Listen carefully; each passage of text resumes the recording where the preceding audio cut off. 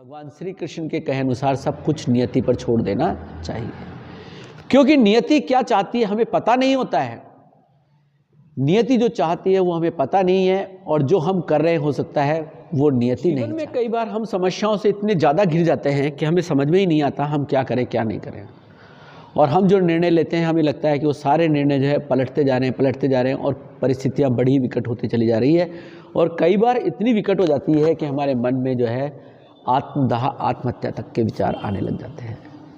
लेकिन यकीन मानिए ईश्वर जो भी कुछ कर रहा है वो सब कुछ श्रेष्ठ कर रहा है, हमारे लिए कर रहा है, और ऐसी परिस्थितियों में हमने अपने आप को भगवान श्री कृष्ण के कहे अनुसार सब कुछ नियति पर छोड़ देना चाहिए, क्योंकि नियति क्या चाहती है हमें पता नहीं होता है।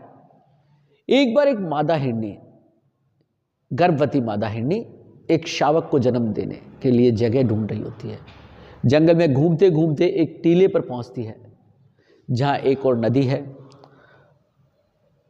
और उस ऊंचे टीले पर काफ़ी घास है ताकि वो जो है प्रसव के द्वारा अपने शिशु को जन्म दे सके।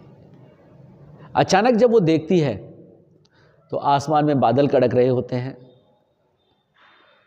और सूखी जो घास है उसमें आग लगना स्टार्ट हो जाती है।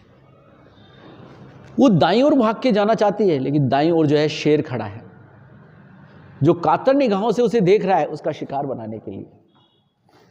बाईं ओर उसने देखा तो एक शिकारी है जो ने धनुष पर प्रत्यंचा पर बाण चढ़ा करके खड़ा है। आगे देखा तो नदी है जिसमें पानी का जल स्तर लगातार बढ़ता जा रहा है। पीछे की ओर जो है सूखी घास, उसमें आग लग चुकी है। ऐसी विकट परिस्थितियों के अंदर मादा जो हिरनी है उसने सब कुछ नियति पर छोड़ दिया। क्या होगा उसके साथ? क्या शेर उसका शिकार कर लेगा, या वो अपने को बचाने के प्रयास में उस अग्नि में स्नान कर जाएगी, या नदी में डूब करके मर जाएगी? देखिए ईश्वर की लीला।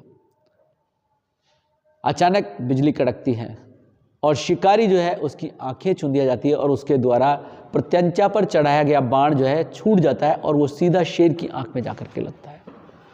और शेर उस दर्द के मारे बिलबिलाता हुआ जोर से दहाड़ता है, तो शेर की दहाड़ से शिकारी वहां से भाग जाता है, और अचानक जो है बरसात प्रारंभ हो जाती है और लगी हुई सूखी घास की आग बुझने लगती है, और मादा हिरनी जो है वो बड़े आराम से अपने शिशु को वहां पर जन्म देती है। कहते हैं कि अपने कर्म करते रहो। क्या कहती है गीता? गीता में भगवान श्री कृष्ण ने कहा है कि यश अपयश, अच्छा बुरा, सराहना सब मुझ पर छोड़ दे, तू बस अपना कर्म करता चल। अपना कर्म करता चलेगा तो जो तुझे एक्सपेक्ट नहीं है उससे भी कहीं ज़्यादा मिलेगा। बस फोकस कर कि मुझे अपना काम करना है और अपना काम करते चलना है, कुछ गलत नहीं करना है। दुनिया क्या कहेगी, घर वाले क्या कहेंगे, लोग निंदा करेंगे, प्रशंसा करेंगे, मुझे इस कार्य से यश मिलेगा, अपयश मिलेगा, मुझे इस कार्य से हार मिलेगी या जीत मिलेगी, सब छोड़ दें मुझ पर। यही है गीता का सार कि भैया कर्म करता चल, फल की इच्छा मत कर।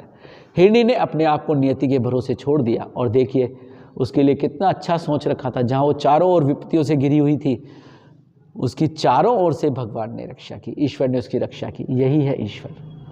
तो जब भी हम विपत्ति में फंस जाएं और हमें लगे कि हमारे पास किसी प्रकार का कोई समाधान नहीं है, तो अपने आप को जो है उस नियति के हाथों अपने आप को छोड़ देना है। उस नदी में जिसमें हम डूब रहे हैं, उस नदी के भरोसे अपने आप को छोड़ देना है। उस आग में, जो आग हमारे चारों ओर लगी हुई है, उस आग में अपने आप को छोड़ देना है। क्यों? क्योंकि अगर ईश्वर ने आग लगाई है तो आग को भी वही बुझाएगा, हमें उस समस्याओं से पार वही लगाएगा। हम उस ईश्वर से ज़्यादा श्रेष्ठ कहीं नहीं सोच सकते। अपना जितना वो हमारा बेहतर सोच सकता है उससे ज़्यादा बेहतर हम सोच